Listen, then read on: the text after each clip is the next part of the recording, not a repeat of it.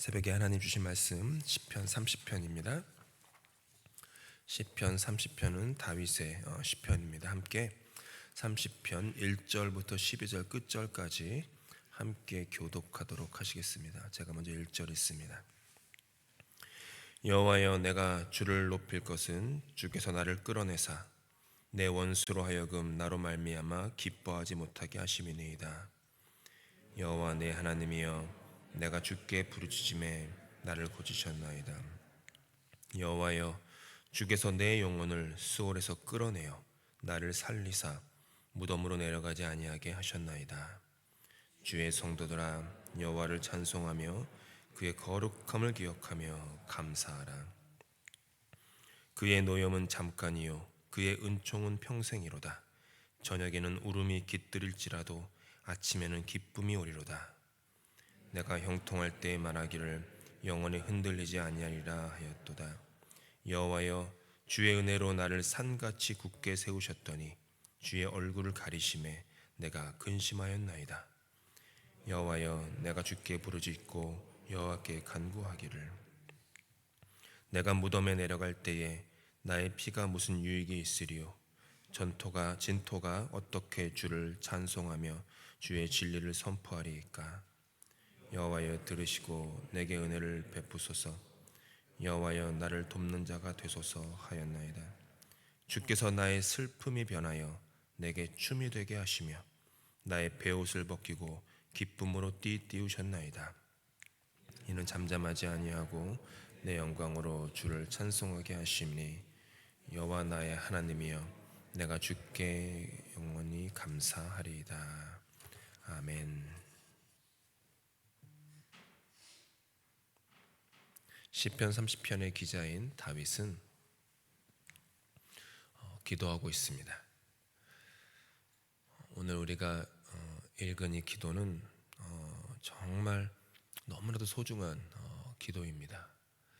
혹시라도 마음이 이렇게 좀 어둡거나 고난 가운데 있거나 의문 가운데 있을 때 우리에게 큰 영혼의 유익을 주는 기도라고 생각합니다.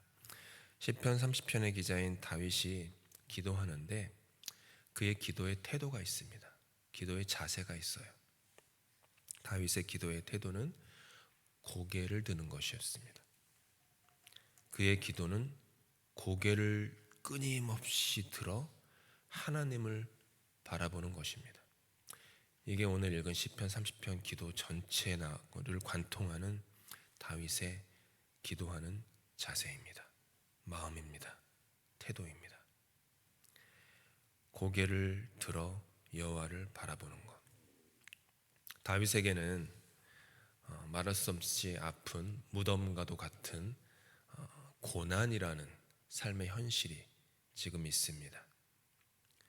고난이라는 현실이 그를 꽉 에워싸고 있는데 다윗은 그 고난의 세계에 갇히려 하지 않고 고개를 들어 주님을 바라봅니다. 마찬가지로 고난의 현실은 누구에게나 있지만 그 고난을 대하는 태도에 따라 삶은 달라집니다. 고난은 권세가 있습니다. 고난이 어떤 힘이 있냐 하면 고난 당하는 자를 시면으로 끌어 잡아 내려서 자기만 보게 하는 힘이 있습니다. 대부분의 고난을 당할 때 우리는 나만 바라봅니다. 나의 세계에 갇히게 됩니다. 어떻게 보면은 당연지사겠죠. 고난이 힘드니 다른 사람을 볼 여유가 없는 것이죠. 내 고난의 세계가 너무 크니 다른 세계가 있다라는 것을 볼 겨를이 없는 거겠죠. 나를 에워싸는 그 고난의 성벽의 크기가 너무 높다 보니 성벽 너머에 또 다른 차원의 세상이 있음을 보는 것이 무척 어려운 거겠죠. 그렇게 고난은 우리를 끌어서 잡아 내립니다. 고난은 우리를 들어올리지 않습니다. 고난은 우리를 잡아서 끌어내려 시면으로 가두어서 거기서 나만 바라보는 그 내면의 상태를 만듭니다. 그렇게 고난은 우리를 어두운 방 안에 가둡니다. 그리고 고립 상태에 빠지게 합니다. 다른 사람들, 다른 세상, 다른 가치, 그런 것들과의 연결고리를 막 끊습니다. 마치 코로나에 걸려서 혼자서 격리를 해야만 하는 그런 상황에 처하게 하는 것처럼 고난은 우리를 그렇게 만들죠. 그래서 고난 너머 현실을 볼 수 없게 합니다. 내가 처한 현실이 가장 크게 보이게 합니다. 고개를 들지 못하게 한다는 것입니다. 하늘을 바라보지 못하게 하고 땅만 쳐다보고 살게 합니다. 그런데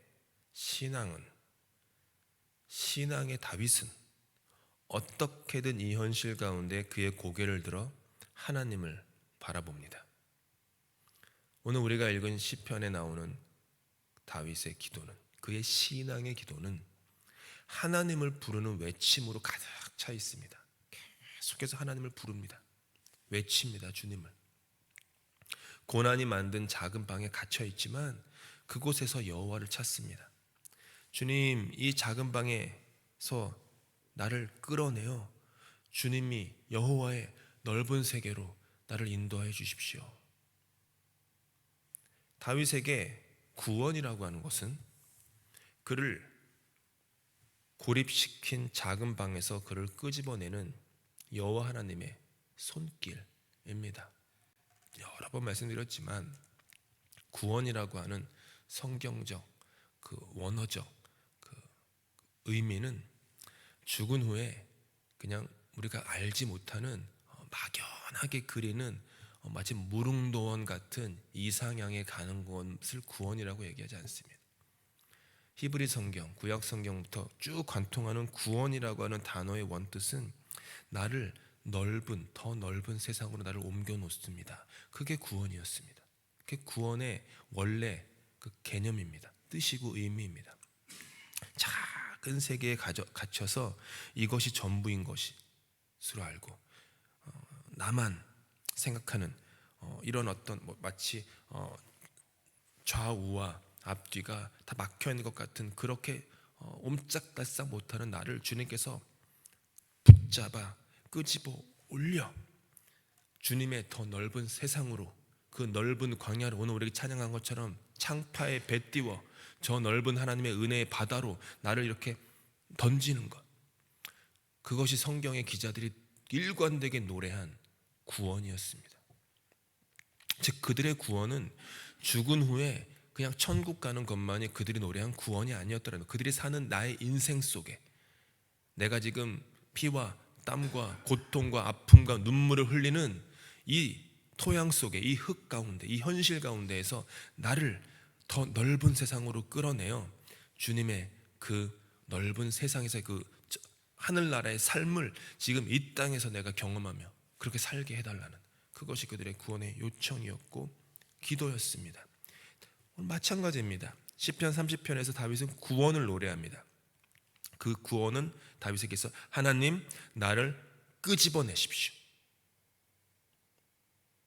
마치 내 뒷덜미를 잡아서 나를 들어 올려 주십시오. 그래서 하나님의 세상에 나를 옮겨 주십시오. 이런 얘기예요. 1절 함께 읽습니다. 시작. 여호와여 내가 주를 높일 것은 나를 끌어내사 내 원수로 하여금 나로 말미암아 기뻐하지 못하게 하심이니이다. 끌어내사 구원을 노래합니다. 3절 함께 읽습니다. 여호와여 주께서 내 영혼을 스올에서 끌어내사 나를 살리사 무덤으로 내려가지 아니하게 하셨나이다. 스올, 구약에 나오는 그 스올이라는 그 어둠 방, 무덤이라고 하는 그 고립 상태에 나를 영원히 빠져들게 마시고 주님 나를 구원하소서, 다른 말로 하면 주님 나를 끌어내소서. 이 호소입니다. 내가 처한 현실 너머에 하나님 통치의 현실을 보게 해달라는 겁니다. 세상의 권세와 권력과 힘들이 나를 짓누르는 것만 보이는 그 현실 속에서도 하나님의 통치가 살아있음을, 하나님의 뜻이 살아있음을, 하나님의 계획과 방법과 하나님의 시간이 있음을 주님 내가 보게 하여 주시옵소서. 그게 구원의 요청이었습니다. 우리는 예수 그리스도의 십자가가 나를 위한 십자가임을 고백합니다. 나를 위한 십자가다. 그것은 1차적으로 나의 죄 때문에 나의 죄의 무거운 짐을 지고 예수님께서 십자가에 달려 돌아가셨다라는 고백이기도 하지만, 또 한 걸음 더 깊이 들어가서 보면 예수 그리스도의 고난이 나의 고난과 연결되어 있다라는 고백입니다. 나의 고난이 나 혼자 끙끙대면서 격리되고 고립되고 나 혼자만 아파하는 그런 고난이 아니라, 나의 지금 당하는 고난의 현실이 예수 십자가 골고다 언덕 위에 올라가신 예수님의 달리신 십자가의 그 고난의 현실과 연결되어 있다라는 고백이에요. 그게 나의 십자가, 그리스도의 십자가는 나의 십자가라는 뜻입니다. 그리스도께서 내 아픔을 아십니다 라는 고백입니다. 주님께서 이 고난과 역경과 환난의 길을 동행하십니다 라는 고백입니다. 아무것도 보이지 않지만 어두운 밤, 몰아치는 비바람 속에 등대의 불빛처럼 주님께서 나의 길을 인도하십니다. 내가 걸어가는 이 길이 아무것도 보이지 않는 칠흑 같은 터널 안 같지만, 저 멀리서 터널 끝자락 어딘가에서 빛을 비추시며 여기로 오라고 하시는 그 주님의 빛과 연결되어 있다라는 것입니다. 나만의 십자가에 갇혀 있으면 십자가의 고난이 나의 십자가죠. 예수 십자가가 아니라 나만의 십자가, 나만 지고 있는 십자가, 예수와 상관이 없는 나의 고난, 그렇게만 생각하면 내가 만들어 놓은 작은 방에 갇혀서 내 육체의 현실만, 내 눈에 보이고 손으로 만질 수 있는 현실만 바라보게 됩니다. 하지만 나의 고난이 주님의 고난과 연결되어 있음을 알고 다윗처럼 고개를 들어 주님을 바라볼 때 우리는 내 십자가를 넘어 예수의 십자가를 바라보게 됩니다. 내 십자가의 현실 너머에 있는 예수 십자가의 현실, 거기에서 고난을 이길 힘이 오고 소망이 생기고 잃었던 기쁨이 회복됩니다. 인생이 때로는 어떤 것 같습니까? 성금요일과 부활주일 사이에 애매하게 껴있는 토요일과 같은 인생을 살아갈 때가 대부분입니다. 극심한, 사람들이 막 미워하고 막 이런 어떤 그런 극심한 고난,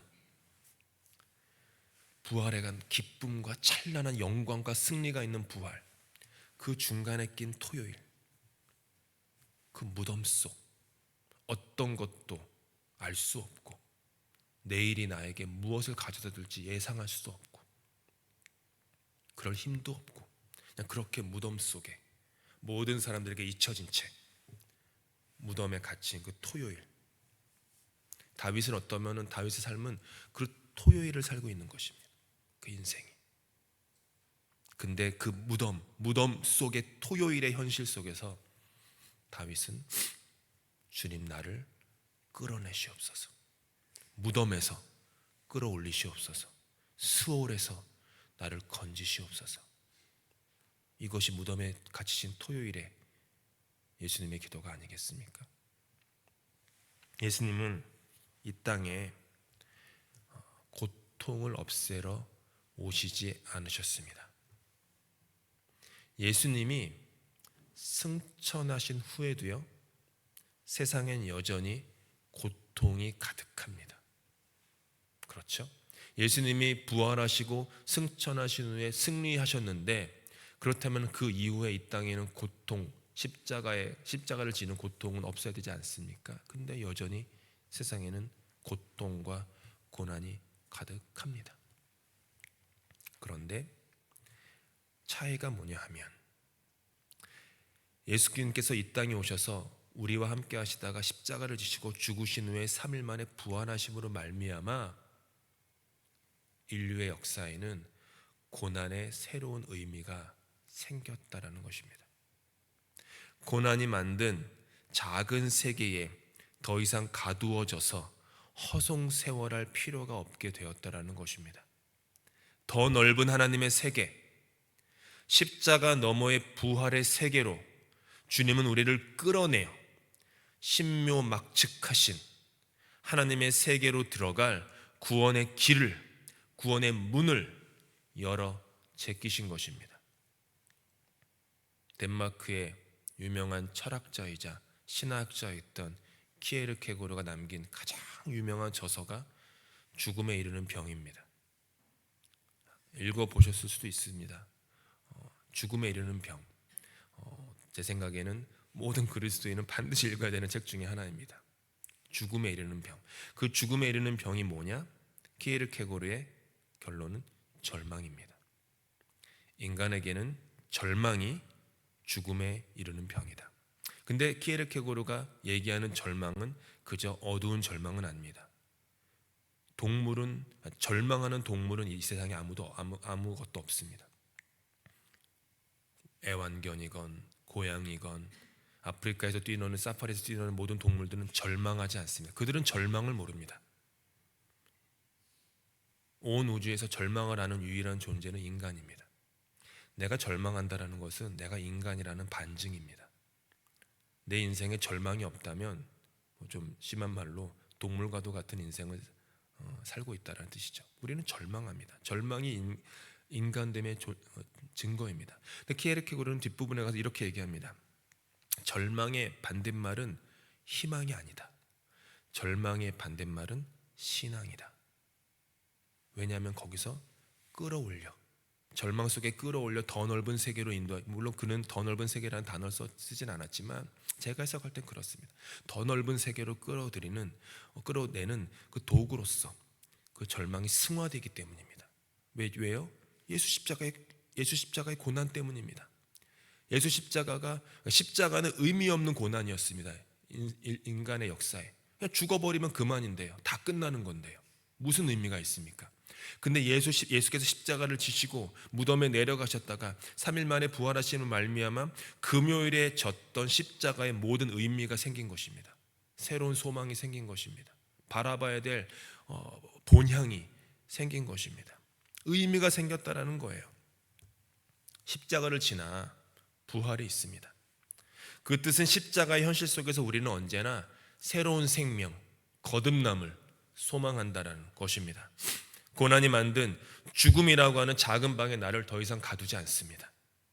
신앙은 부활이라는 더 큰 세계로 들어가는 영원한 생명을 선택합니다 라는 것이죠. 그래서 다윗은 고백합니다. 함께 있습니다. 주께서 나의 슬픔이 변하여 내게 춤이 되게 하시며 나의 베옷을 벗기고 기쁨으로 띠띠우셨나이다. 이걸 잘 보셔야 되는데, 내가 슬픔이라는 작은 세계에 있는데 그런 슬픔이라는 작은 세계가 지우개로 다 지워지고 말소돼서 그건 다 없어지고 내가 춤이 생겼습니다. 베옷은 뭡니까? 장래의 베옷이죠. 내가 장래 옷을, 베옷을 입고 있는 그건데 그것이 다 끝나고 지워져 버리고 이제는 기쁨만 나. 이 뜻이 아닙니다. 슬픔이라는 현실이 있는데 그 슬픔이라는 현실의 등을 바라보니 거기는 춤이 있더라. 베옷이라는 현실이 있는데 그 베옷이라는 현실의 등을 바라보니 그 등에는 기쁨이 있더라. 이거에 연결되어 있더라는 거예요. 슬픔이 되지 않고 슬픔이 춤이 되고, 베옷이 되지 않고 베옷이 기쁨이 된다. 이거 놀라운 고백입니다. 모든 인간은 슬픔은 끝납니다. 베옷은 베옷입니다. 누가 장례식에서 결혼식을 꿈꾸는 사람이 있습니까? 미친 사람 아닙니까? 결혼식장에서 아름다운 남녀의 사랑을 약속하는, 언약을 하는 결혼식을 소망하는 사람이 어디 있습니까? 다윗은, 신앙은 그런 겁니다. 그 자리에서, 장례의 자리에서 결혼식을, 혼인잔치, 그 다른 면이 있음을 보고 슬픔이 춤이 되고 배옷이 기쁨이 되는, 사막 한가운데에서 찬란히 빛나는 꽃 한 송이를 발견하는 것이고, 절망 가운데 소망, 어둠 가운데 빛이 있다는 그 고백을 하는 것입니다. 누가 이런 말을 했습니다. 누군지는 제가 기억을 못하겠는데요, 인간의 삶에 장애물이 있는 이유는 누가 더 간절히 원하는지를 가려내기 위해서다 라는 말을 했습니다. 내 삶에 고난이 있는 이유는, 우리 인간의 삶에 고난이 있는 이유는 누가 더 하나님을 간절히 원하는지를 가려내는 시금석이다 라는 것이죠. 신앙 여정을 가로막는 장애물은 누가 정말로 간절히 여호와의 얼굴을 구하고 있는지를 가려내는 시금석 도구가 됩니다. 함께 읽습니다. 이는 잠잠하지 아니하고 내 영광으로 주를 찬송하게 하심이니 여호와 나의 하나님이여 내가 주께 영원히 감사하리이다. 장애물이 다윗의 여정을 가로막았지만 그는 잠잠치 않겠다고 말합니다. 소리 지르겠다고 말합니다. 여호와의 얼굴을 바라보겠다고 말합니다. 저녁에는 울음이 깃들일지라도 아침에는 기쁨이 올 것입니다. 그런 믿음으로 고백하고 있습니다. 이 고백이 우리 모두에게, 또 이 교회 가운데 또 이렇게 여전히 어그러지고 갈라지고 전쟁과 기근이 끊이지 않는 세상 속에 고백이기를 정말 소망합니다.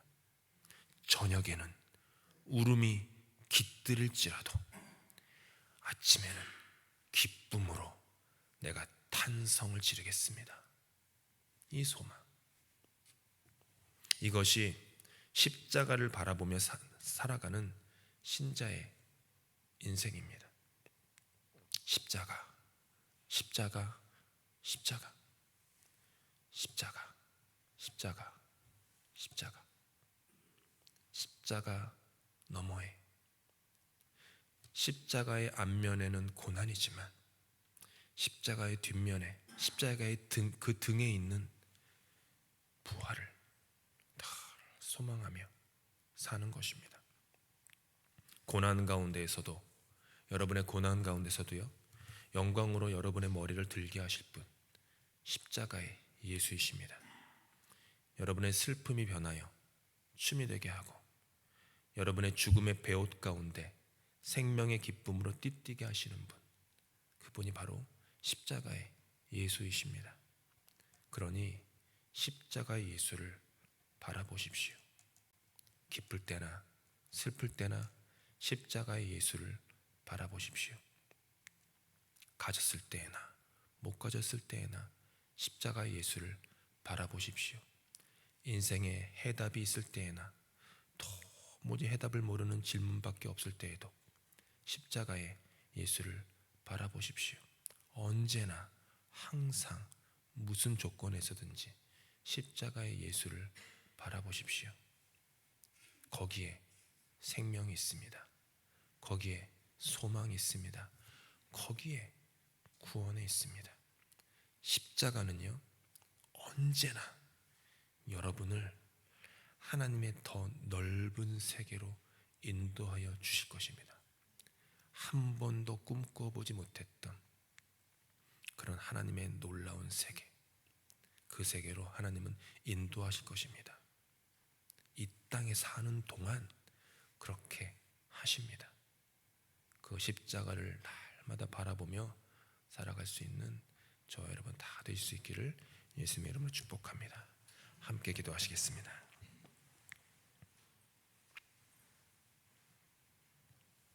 무덤의 현실 가운데에서도 다윗은 고개를 들어 하나님의 구원을 노래하며 기도하며 호소하였습니다. 주님, 우리의 작은 고난의 세계에 나만 십자가를 지고 있다라는 그 작은 세계에 가두어지지 않게 하시고, 주님의 십자가가 나의 십자가와 맞닿아 있음을, 나의 슬픔이 춤이 되고 나의 배옷이 기쁨으로 띠띠워지는 그런 십자가와 부활에 주님이 있음을 나로 하여금 늘 깨닫게 하사 주님의 더 넓은 세계로 우리를 구원하여 주시옵소서. 이 땅에 사는 동안 그 구원을 경험하게 하여 주시옵소서. 이 땅에 사는 동안 그 구원의 현실을 미리 맛보며 살아가도록 도와주시옵소서. 하나님의 나라가 우리 삶 가운데 임하여 주시옵소서. 우리 주님께서 하시는 기도로 예배 마칩니다. 하늘에 계신 우리 아버지, 아버지의 이름을 거룩하게 하시며 아버지의 나라가 오게 하시며 아버지의 뜻이 하늘에서와 같이 땅에서도 이루어지게 하소서. 오늘 우리에게 일용할 양식을 주시고 우리가 우리에게 잘못한 사람을 용서하여 준 것 같이 우리 죄를 용서하여 주시고 우리를 시험에 빠지지 않게 하시고 악에서 구하소서. 나라와 권능과 영광이 영원히 아버지의 것입니다. 아멘.